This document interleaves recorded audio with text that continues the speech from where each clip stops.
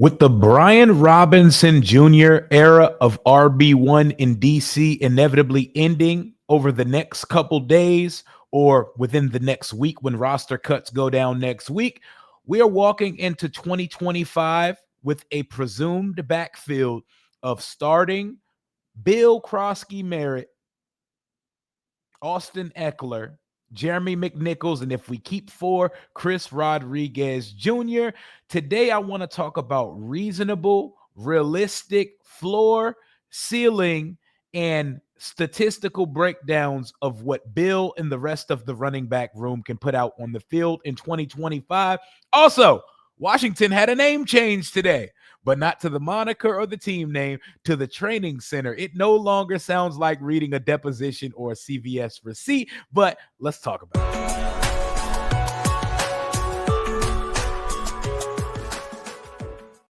Fresh off the presses, per Nikki Jabwala 2 hours ago, Washington Commanders practice facility is no longer called Ortha Virginia Training Center at Commanders Park. That long-ass Shakespearean soliloquy is no longer the name of the facility because BigBear.ai, a provider of AI solutions for national security and critical infrastructure, is now the new naming rights partner for the Commanders training facility. It's now called the BigBear.ai Performance Center. We out the bear with it, baby. Hey, we about to go up Big Bear for training camp. We're now at Big Bear Performance Center watching Washington Command. It sounds so much better. It has a ring to it. We out the bear with it, y'all. Big Bear will also have branding on players' practice jerseys, on the suite level at the stadium, and more. Cool.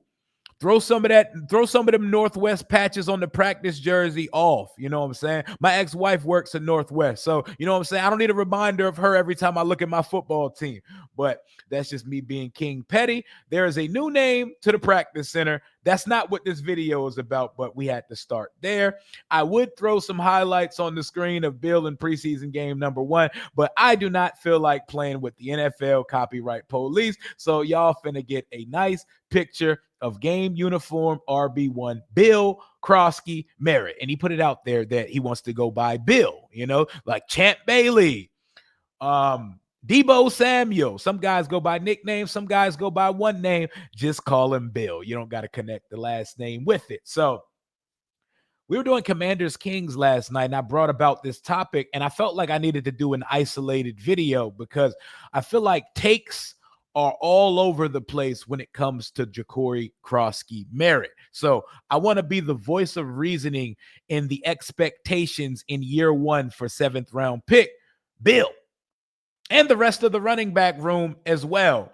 So quickly, I don't want to go too deep into Brian Robinson Jr. right now because we're getting very close. We're on the precipice of a resolution to that, and I don't think he's going to be on the team through the end of the week. And I'm even getting Ben Standig on the show tomorrow to talk about it and take his victory lap to the fan base about it. But when I talk about Brian Robinson Jr., which is going to be short, we're just going to do these things because the entire Bill prediction does not have to be based on any criteria set or that was not met by Brian Robinson Jr.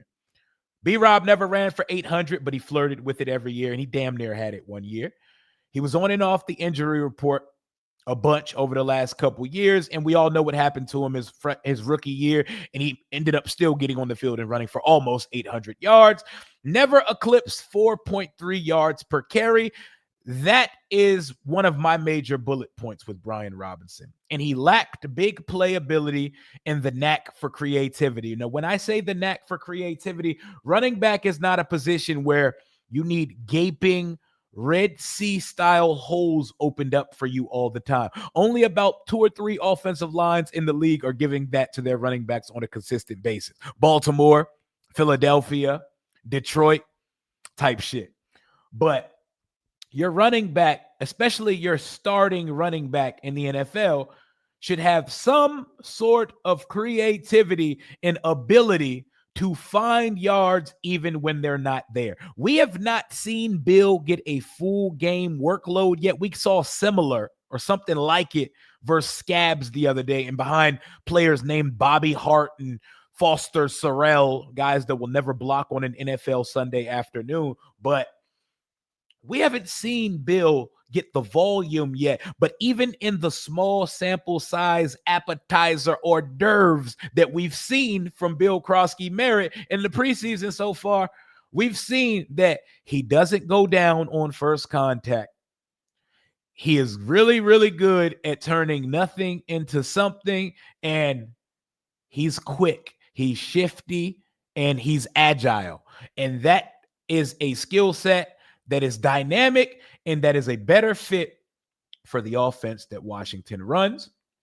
I wouldn't have mind pairing him with Bill and with Austin Eckler and company, but I'm also myself very comfortable with going into the season with Bill, Eckler, McNichols, and even C-Rod if you want to keep a fourth running back.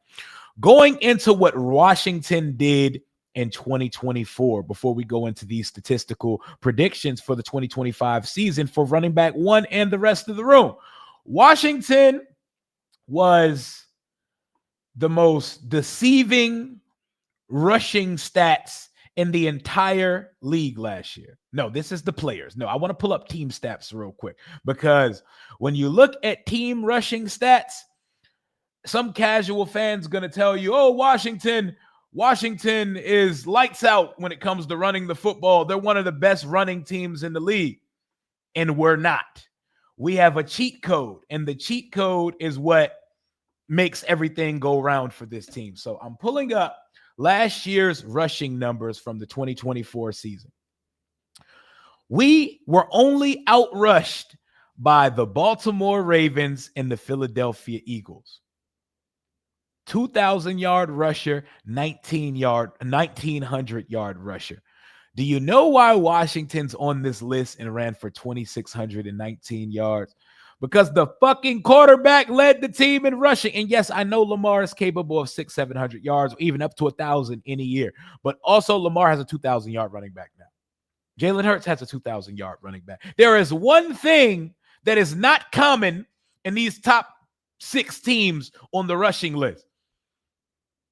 Baltimore Ravens, Derrick Henry, Saquon Barkley, Bucky Irvin, and Rachaad White ran for 600, and Baker ran for 300.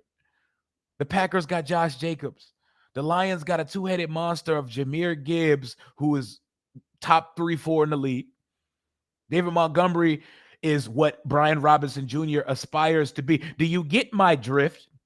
When you see Washington sitting at third and averaging 5 yards a carry, the only reason we are there is because the quarterback ran for 900 yards. Because you take those 900 yards away, we got somewhere around 1,700 yards between Brian Robinson Jr., Austin Eckler, Jeremy McNichols, and even a little bit of Chris Rodriguez Jr. last year. And it's never been the yard amount per se that's been my nitpick or my gripe with Brian Robinson.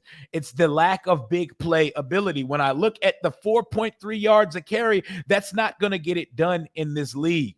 And you need a running back that can hit a homer sometime. You don't got to be Barry Bonds with it, but we need someone who's capable of turning 4 into 25 and turning 15 into 60 to the crib.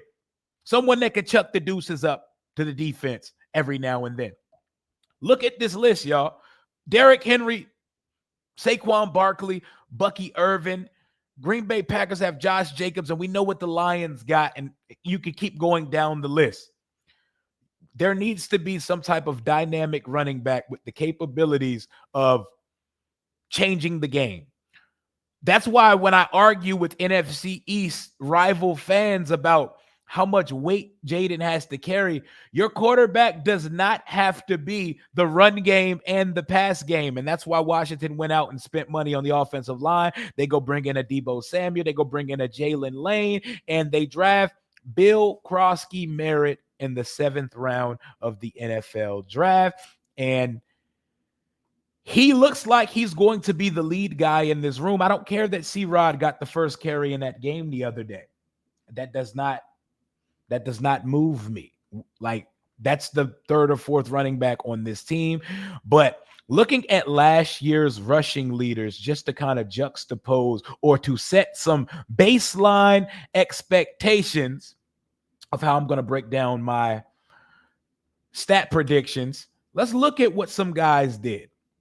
Look at the volume in which the guys at the top of the league got the ball. 345 attempts. 325 attempts. You know what's absurd? With all those attempts, they were still a little bit under 6. They were almost at 6 yards a carry with all that volume. That's crazy. We don't need to be talking about shit like that for Croskey Merritt in year 1. But I just want y'all to see.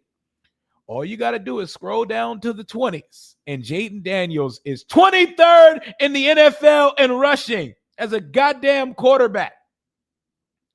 As a quarterback. Look at this list, y'all. Let's scroll. RB.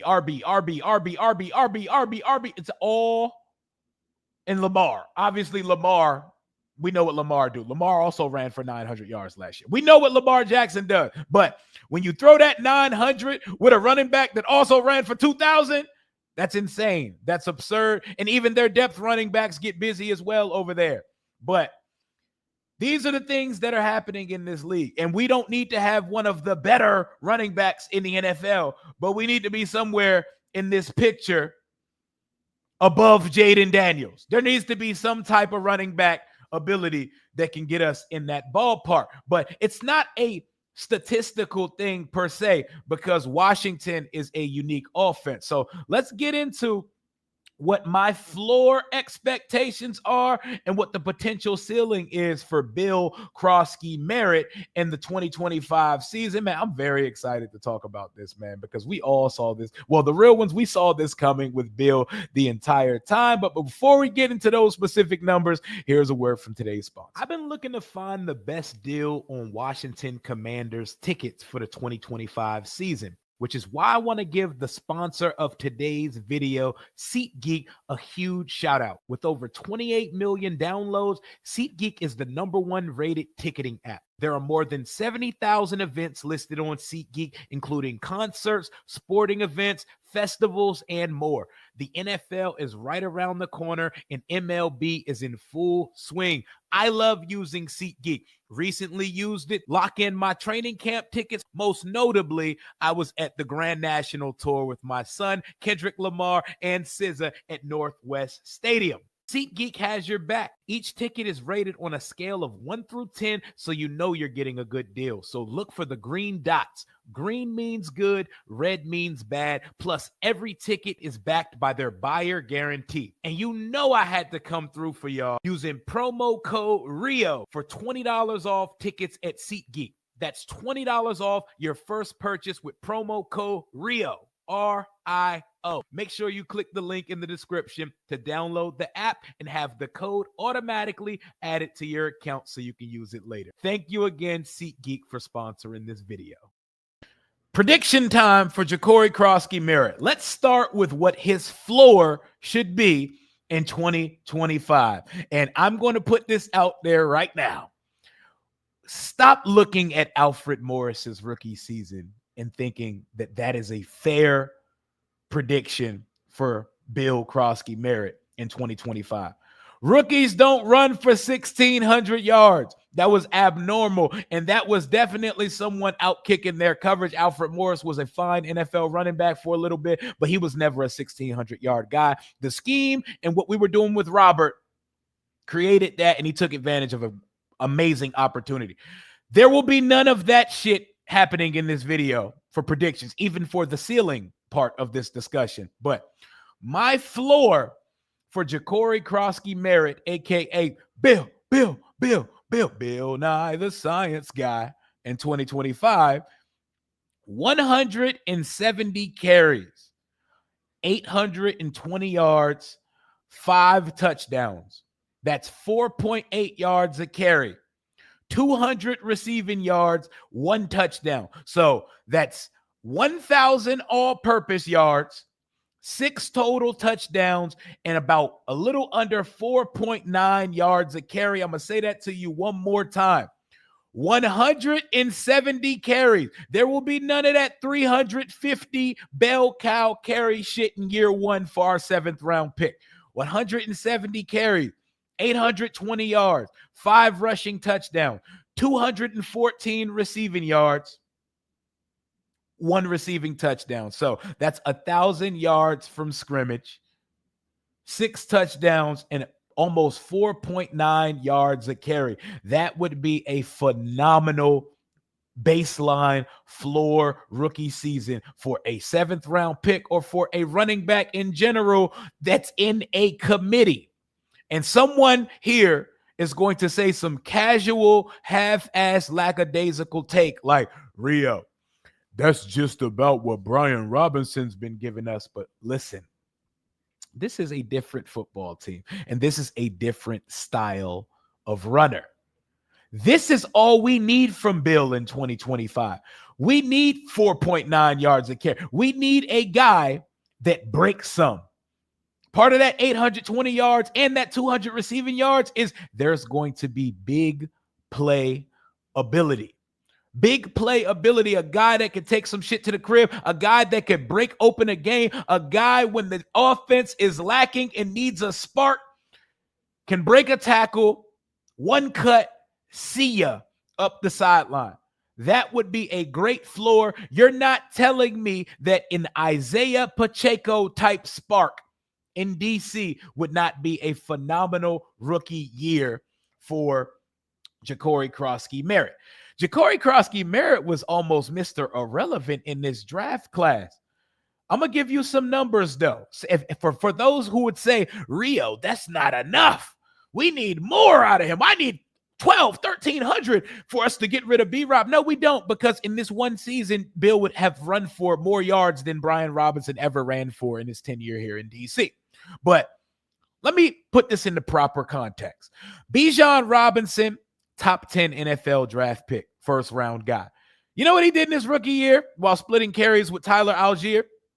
He got 214 carries for 976 yards and 4 touchdowns. And yes, he had some good stats through the air as well, receiving, but 214 carries for 976. That's under 1,000 and 4 touchdowns. And then the next year, he went nuts for 2,000 all-purpose yards and 15 touchdowns. You know the rest. 4.6 yards a carry.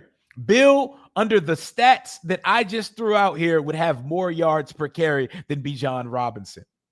And Bijan Robinson did not play with Jaden Daniels as his quarterback or have Austin Eckler as his running back 2, Jeremy McNichols as his running back 3, and not to mention Deebo Samuel's going to get carries as well. Shit, we may be giving some jet sweeps to Jalen Lane being the fastest player on the team. So it's not the type of situation that is a one-of-one comparison to every other situation. But if that's not enough of a comparison for you, let's go to Jahmyr Gibbs. Let's go to Jahmyr Gibbs, another top 3 running back in the NFL right now. 182 carries rookie year, 945 yards, 10 touchdowns. The Lions are a touchdown factory. They had the number 1 offensive coordinator in the league. They have weapons galore and a 2-headed running back monster in the backfield. Even Jahmyr Gibbs, top 15 pick. He was the 12th pick of the draft. Didn't run 4,000 in his rookie year. All situations aren't the same, though, and we know what he can do as a dynamic back through the air as well. If the yards per carry is anything close to Jahmyr Gibbs in year 1, oh, we got us one. Jahmyr Gibbs, 5.2 yards a carry. We should not be putting first-round expectations on Bill in year 1, but we can put a floor and a ceiling that is better than what we had before and a very good start to the career. You have to mention the quarterback running for 600 plus. Austin Eckler running from 300 to 500 yards. Jeremy McNichols running from 200 to 400 yards. Deebo Samuel potentially running for a couple hundred yards. There are a lot of mouths to feed in our rushing game. This is a committee, but the head of the committee is going to be the most dynamic player in the room, and that is one, Bill Croskey Merritt, which takes me to another. I'll give you one more example. Rookie season, Devin A-Chain in Miami, absolutely absurd. He had 7.8 yards a carry. On only 100 In 3 attempts, he had 800 yards and 8 touchdowns. So there's a lot of ways this thing could go, which takes me to what should a ceiling type season look for Ja'Cory Croskey Merritt, aka Bill, in 2025. My one of one comp to a ceiling is a Bucky Irvin type season from Tampa Bay. So let's give him a little bit more carries. Let's, instead of 170, let's give him 187 carries, 8 touchdowns, 5.2, 5.3 yards per carry. So let's give Ja'Cory 1,003 yards and 8 touchdowns, and let's give him another 190 through the air and another touchdown. How possible is it for Ja'Cory to hit 1,230 total yards, 9 total touchdowns to go for 5.3 yards a carry and 8? Like, that would be a phenomenal rookie year. And I'm looking at Bucky Irvin's numbers last year.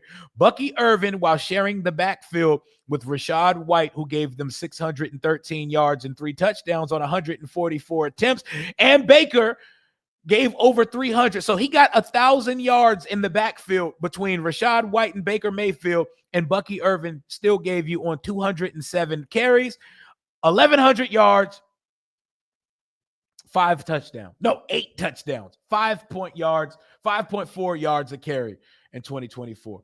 I would like to know what your realistic floor and ceiling expectations for Bill to be.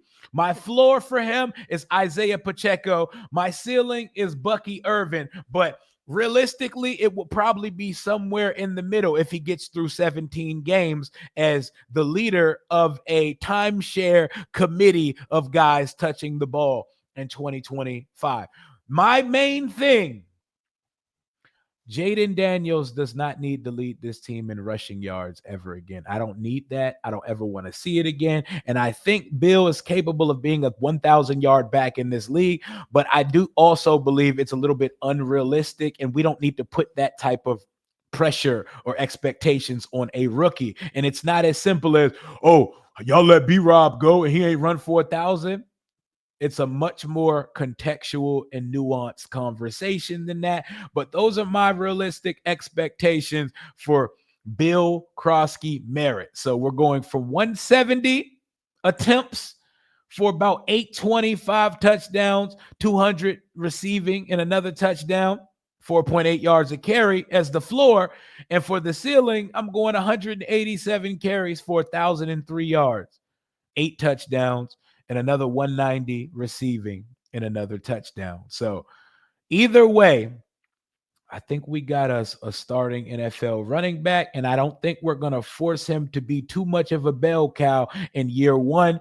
A lot of mouths to feed. We got to keep a healthy Austin Eckler, Jeremy McNichols, potentially C-Rod, and the quarterback's going to run for north of 600-700 yards this year. Hopefully we don't need him to run for that much now that we have a running back that can make some things happen, that's shifty and can chuck the deuces up at the defense at any given time. And my main reasoning why my floor and ceiling sit where they are, Washington has a significantly and vastly improved offensive line in 2025.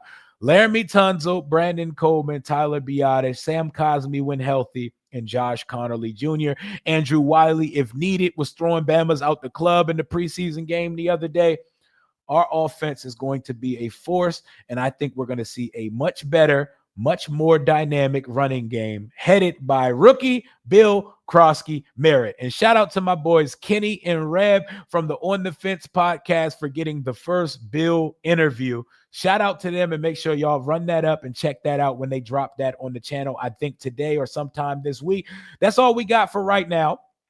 More Terry updates coming soon. The team is resuming regularly scheduled programming when it comes to practice again. Practice is now at 2 every day. They're getting back into game mode as we're 18 days away from the start of the season. If anything new comes out, I'll be here to talk about it. Until next time, Commander Rio is out.